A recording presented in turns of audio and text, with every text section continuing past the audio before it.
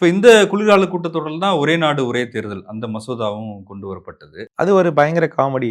அதாவது வந்து இவங்களுடைய ஒரு ஒரு டென்யூர்லயும் இவங்க காமெடி பண்றது இவங்களுக்கு வந்து ஒரு வழக்கமான ஒரு விஷயம்.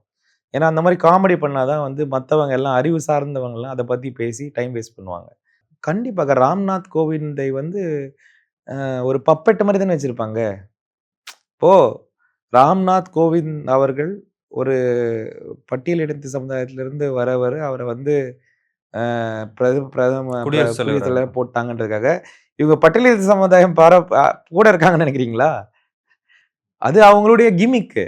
அவங்க எடுத்து வைக்கிற கிம்மிக். இன்னைக்கு திரௌபதி முர்மு அவர்களை மேல கொண்டு வந்துட்டோனே, அவங்கள வந்து இவங்க மதிக்கிறாங்கன்னு நெனைக்கிறீங்களா?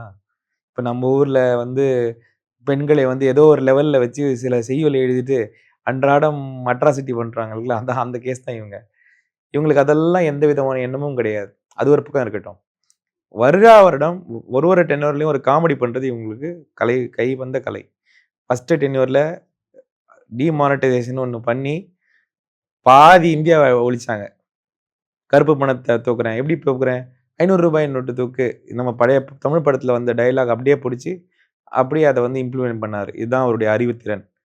2வது டென்யூர்ல அதே மாரி என்ஆர்சி, சிஏஏ தேவையில்லாத யாருமே இல்லாத கடையில யாருக்குடா டீ ஆத்துறீங்கன்ற மாரி. என்ஆர்சி, சிஏஏ பிளாட்ஃபார்ம் கீழயும் பஸ் ஸ்டாண்ட்ல தூங்குறவன்ட்ட போய் டாக்குமெண்ட் குடு, டாக்குமெண்ட் குடுன்னா அவன் என்ன டாக்குமெண்ட் குடுக்க போறான்? நடக்கிற காரியமா? இத வேற வேலை இல்லையா? சென்சஸ பண்ணுங்கயான்னா அத பண்ண மாட்றாங்க. அது ஒரு பக்கம். அதுக்கப்புறம் விவசாயிகள் லாஸ்ன்னு சொல்லிட்டு அத கொண்டு வந்து அவங்கள 1 1/2 வருஷம் அலக்கழிச்சது. இந்த மாதிரி அ அறிவு மிகுதியாக நிரம்பி வழியும் பொழுது, இந்த மாதிரியெல்லாம் வரும். அப்ப இது மாரி தான் வந்து இந்த ம one election, one nation, one election. இந்த ஒன் நேஷன், ஒன் எலக்ஷன் என்பது, அதாவது அவங்க அதுக்கு முன்னாடி தான் அரசியலமைப்பு சட்டத்த பத்தி பேசுறாங்க. அதுல பேசும்போது எந்த ஸ்பீக்கர்ன்னு தெரியல. ரொம்ப அழகா சில கமெண்ட்ஸ் சொன்னாரு. காங்கிரஸ் வந்து அரசியலமைப்பு சட்டத்த இத்தன தடவ மாத்திட்டாங்க. அ அமெண்ட் பண்ணிட்டாங்க. அது இவ்வளோ பெரிய குற்றம் அல்லவா? அப்டின்னாங்க.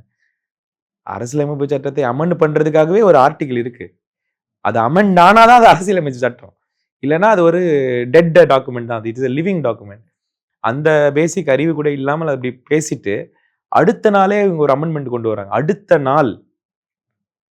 எப்படிப்பட்ட அமெண்ட்மென்ட்னா, அரசியலமைப்பு சட்டத்தையே தலைகீழாக புரட்டி போடும் ஒரு அமெண்ட்மென்ட். எந்த அரசியலமைப்பு சட்டம் எல்லாருக்கும், எல்லா மாநிலங்களுக்கும் உரிமைகளையும், பவர்ஸையும், ஈக்வாலிட்டி ஸ்டேட்டஸ் ஆஃப் ஈக்வாலிட்டியும் குடுக்குதோ, அதையே திருப்புறாங்க.